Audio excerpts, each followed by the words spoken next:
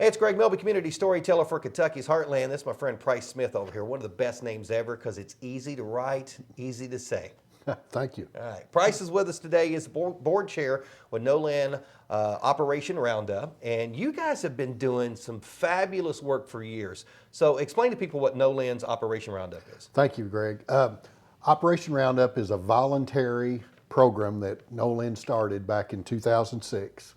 It's where Nolin members can have their electric bills rounded up to the nearest dollar, and those funds go into a account, and then Nolin Operation Roundup grants those funds to the community in the form of impact grants for special projects and charitable organizations.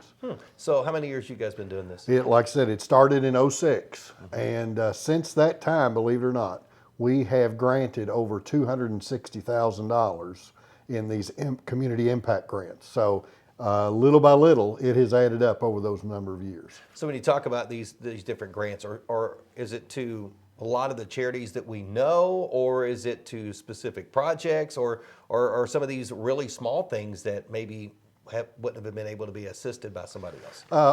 And the answer is all the above. We do give to specific charitable organizations, such as Warm Blessings, Feeding America. We also provide maybe a part of a larger project. For instance, a couple of years ago, we granted some funds to the Hardin County Farmers Market for them to build a new facility. Well, we didn't grant the whole thing. We granted a partial amount.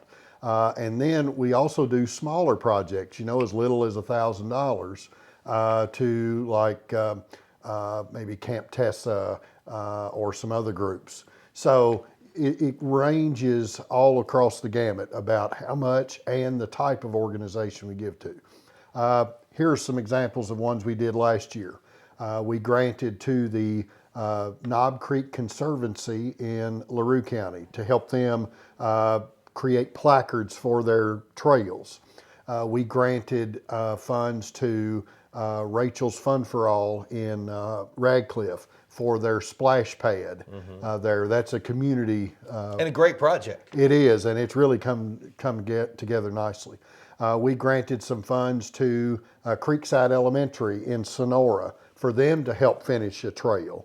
And then back to LaRue County, we granted some funds to the Shepherd's Pie Food Pantry to help them buy supplies to give away in their food pantry drive. Another great project. Yeah. Gil and his gang, oh my gosh, all volunteer group. They do fabulous It is work. a well-oiled machine. We went down there and worked or volunteered for them. Oh, back no, in you November. worked. If you were with was Gil, working, you worked, yes. But as the Nolin Operation Board of Directors went down and volunteered, and they have their pieces in order, and it is work, and it's amazing how they serve the community down there. And they do it with very little funds. That's so right. A project Yes. like this They were will make very a big difference for appreciative. them. They were very appreciative. And the Knob Creek Conservatory and the work that they've done on those trails, they have changed the face of getting out and exercising in That's LaRue right. County. Yeah, and they're making it a destination for hikers and campers and that kind of thing. So Yeah, those are some just examples of projects that we did last year. Last year, I think we granted in the neighborhood of about $24,000 total. Wow. Yeah. And so, my note says $260,000 about that has been given back to our community, which That's correct. is great money. So I'm frugal. I don't like to use the word cheap. There's a difference, I think, frugal. maybe. So for a frugal person that goes, well, why would I want to pay more on my electric bill? What is it going to cost me? $20, $30 a month?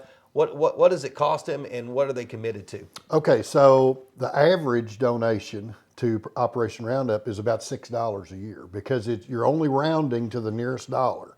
So on average, you'll round 50 cents. So less than a cup of fancy coffee. Right. Yeah, less than one trip to a fast food restaurant. So it's not much in the grand scheme of things. And when you think about it, those $6 donations have added up to $260,000. So those little bits, when you all combine it together, make a big difference. Right now, we've got over 6,100 Nolin members that are participating in Operation Roundup, and they can sign up at any time to become active in the Operation Roundup program. They just need to contact the Nolin office. the reason we're talking about the Roundup now this time of year is because our grant season is beginning. We're accepting applications at this time. Up until May 6th is the deadline. So it's that time of year to complete an application for a grant. All right, so if there's a charity, there's a nonprofit, there's a community organization out there that has a project in mind, what do they need to do? Well, first they need to go online to nolinrecc.com and download the application, or they can pick up a paper copy at one of the offices. However they do it, that's the first step. The second step is they have to complete the application. It is several pages, and the way I would envision the application is not an obstacle, but an opportunity, because it is that group's opportunity to tell your story to the Nolin Operation Board of Directors. A lot of these projects we know nothing about, so that is how they educate us as to what they're wanting to do and what kind of the parameters of the project, how the funds will be used, and so that's their chance to sell us on their project. There's a couple of things we look for. One is we really want it to be organized. A well-organized application indicates a well-organized group. And if they're a well-organized group, we have to be good stewards of the money that people are donating. And that makes us feel good that they will be good stewards if we grant them the funds. Another thing we're looking for, and we really saw this last year, is we look for community involvement. We don't want to be the only source of that group's funding. We want to be one of the sources.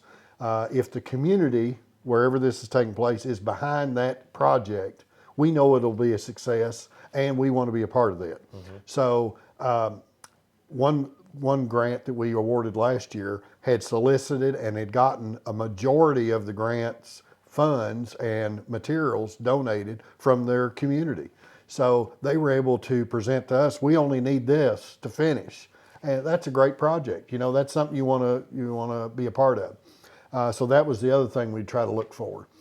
We also want to tell groups, don't try to fix the whole world. Just try to fix your part of it. So try to be as focused as you can in the grant that you're applying for. You know, the more focused it is, the better that we can understand it.